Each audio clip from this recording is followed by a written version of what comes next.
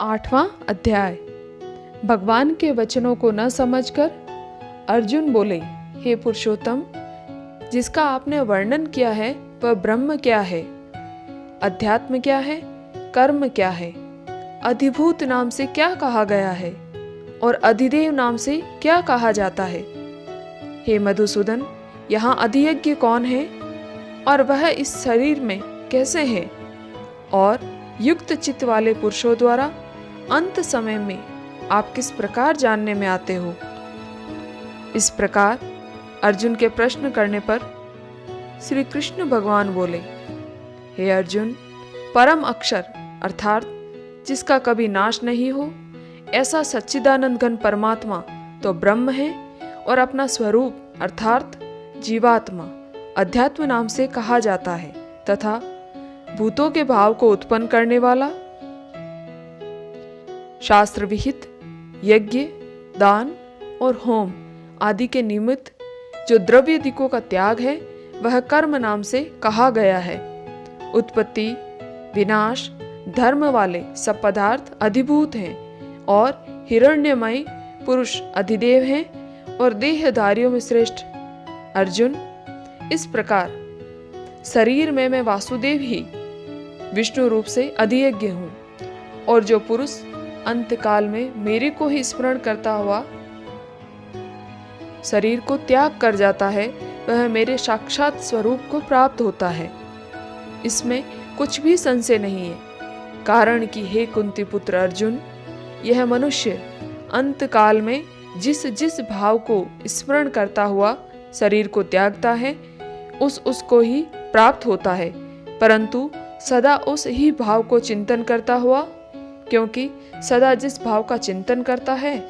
अंतकाल में भी प्राय है उसी का स्मरण होता है। इसीलिए हे अर्जुन, तू सब समय में निरंतर मेरा स्मरण कर और युद्ध भी कर। इस प्रकार मेरे में अर्पण किए हुए मन बुद्धि से युक्त हुआ निसंदेह मेरे को ही प्राप्त होगा। हे पार्थ, यह नियम है कि परमेश्वर के ध्यान के अभ्यास रूप योग से युक्त, अन्य तरफ न जाने वाला चित्त से निरंतर चिंतन करता हुआ पुरुष परम प्रकाश रूप दिव्य पुरुष को अर्थात परमेश्वर को ही प्राप्त होता है। इससे जो पुरुष सर्वज्ञ, अनादि, सबके नियंता, सूक्ष्म से भी अति सूक्ष्म, सबके धारण पोषण करने वाले, अचिंत्य स्वरूप, सूर्य के सदृश, नित्य चेतन प्रकाश रूप, अविद्या से अति परे, शुद्ध सच्चिदानंद घन परमात्मा को स्मरण करता है, वह भक्ति युक्त पुरुष अंतकाल में भी योग बल से भ्रुकुटी के मध्य में प्राण को अच्छी प्रकार स्थापन करके फिर निश्चल मन से स्मरण करता हुआ उस दिव्य स्वरूप परम पुरुष परमात्मा को ही प्राप्त होता है।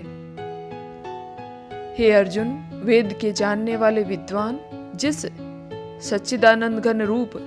परम पद रूप को ओमकार नाम से कहते हैं और आसक्ति रहित यत्नशील महात्मन जन जिसमें प्रवेश करते हैं तथा जिस परम पद को चाहने वाले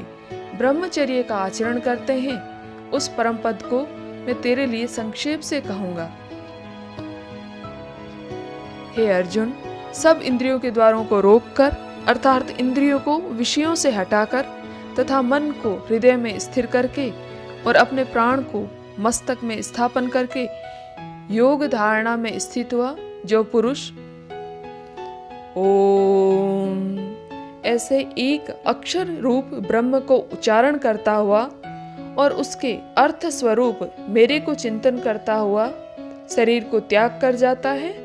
वह पुरुष परम गति को प्राप्त होता है। हे अर्जुन, जो पुरुष मेरे में अनन्य चित्त से स्थित हुआ सदा ही निरंतर मेरे को स्मरण करता है, उस निरंतर मेरे में युक्त हुए योगी के लिए मैं सुलभ हूँ अर्थात सहज ही प्राप्त हो जाता हूँ।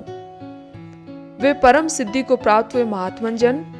मेरे को प्राप्त होकर दुख के स्थान रूप क्षणभंगुर पुनर्जन्म को नहीं प्राप्त होते हैं, क्योंकि हे अर्जुन, ब्रह्मलोक से लेकर सब लोग पुनरावर्ती स्वभाव वाले अर्थात जिनको प्राप्त होना पीछा संसार में आना पड़े ऐसे हैं।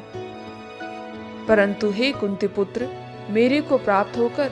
उनका पुनर्जन्म नहीं होता है, क्योंकि मैं कालातीत हूँ और सब ब्रह्मदिकों के लोग काल करके अवधि वाले होने से अनित्य हैं। हे अर्जुन, ब्रह्मा का जो एक दिन है उसको 1000 चौकड़ी युग तक अवधि वाला, और रात्रि को भी 1000 चौकड़ी युग तक अवधि वाला जो पुरुष तत्व से जानते हैं, अर्थात काल करके अवधि वाला होने से ब्रह्मलोक को भी अनित्य जानते हैं, वे योगीजन काल के तत्व को जानने वाले हैं। इसीलिए वह ये भी जानते हैं कि संपूर्ण दृश्य मात्र भूतगण ब्रह्मा के दिन के प्रवेश काल में अव्यक्त से अर्थात ब्रह्मा के सूक्ष्म शरीर से उत्पन्न होते हैं। ब्रह्मा की रात्रि के प्रवेश काल में उस अव्यक्त नामक ब्रह्मा के सूक्ष्म शरीर में ही लय होते हैं।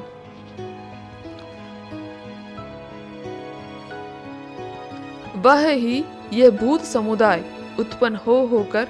प्रकृति के वश में हुआ रात्रि के प्रवेश काल में लय होता है और दिन के प्रवेश काल में फिर उत्पन्न होता है। हे अर्जुन, इस प्रकार ब्रह्मा के 100 वर्ष पूर्ण होने से अपने लोक सहित ब्रह्मा को भी शांत हो जाता है। परंतु उस अव्यक्त से भी अति परे दूसरा अर्थात विलक्षण जो सनातन अव्यक्त भाव है, वह सच्चिदानंद घन पूर्ण ब्रह्म परमात्मा सब भूतों के नष्ट होने पर भी नष्ट नहीं होता है। जो वह अव्यक्त अक्षर ऐसे कहा गया है, उस ही अक्षर नामक अव्यक्त भाव को परम गति कहते हैं, तथा जिस सनातन अव्यक्त भाव को प्राप्त होकर मनुष्य पीछे नहीं आते हैं, वे मेरा परम धाम है।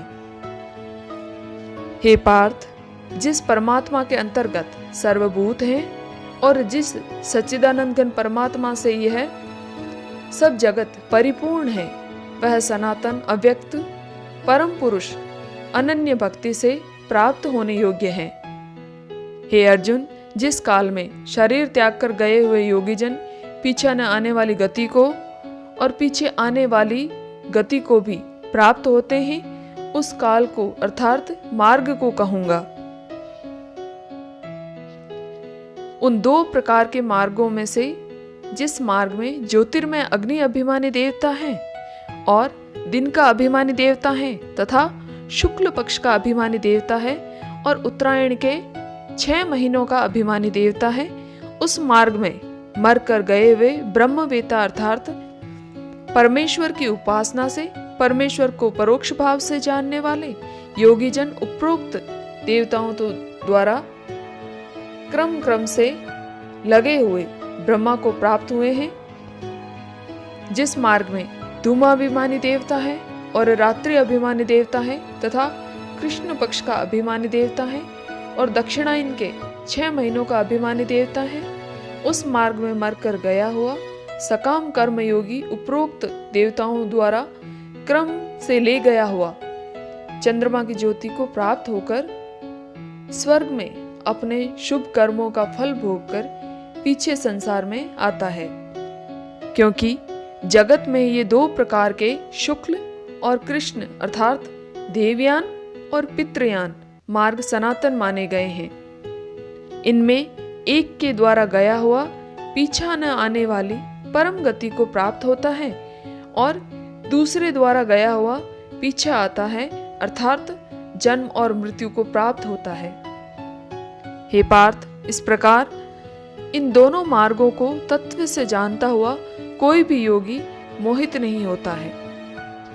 अर्थात वह निष्काम भाव से ही साधना करता है, कामनाओं में नहीं फंसता। इस कारण हे अर्जुन, सब काल में समत्व बुद्धि रूप योग से युक्त हो, अर्थात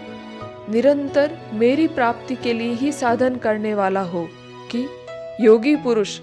इस रहस्य को तत्व से जानकर वेदों के पढ़ने में तथा यज्ञ तप और दानादिकों के करने में जो पुण्य फल कहा है, सबको निसंदेह उल्लंघन कर जाता है और सनातन परम पद को प्राप्त होता है। श्रीमद् भगवद गीता रूपी उपनिषद एवं ब्रह्म विद्या तथा योग शास्त्र विषयक श्री कृष्ण और पार्थ के संवाद में अक्षर ब्रह्म योग नामक 8वां अध्याय।